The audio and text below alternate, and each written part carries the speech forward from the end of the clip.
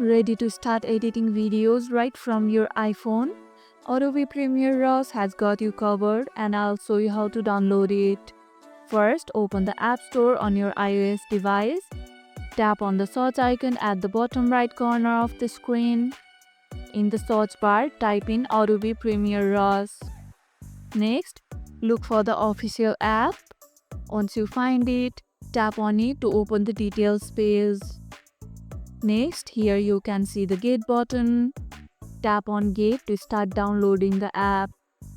You may need to enter your Apple ID password or use Face or Touch ID to confirm the download. Once it's downloaded, tap Open to launch the app. Now you can log in with your Adobe ID or create a new one if you don't have one yet.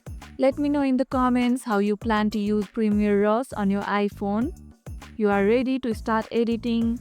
Open the app, start a new project, and let your creativity shine. And if this video helped, hit the like button, share it, subscribe, and leave a comment. Thanks for watching, and I'll see you in the next one.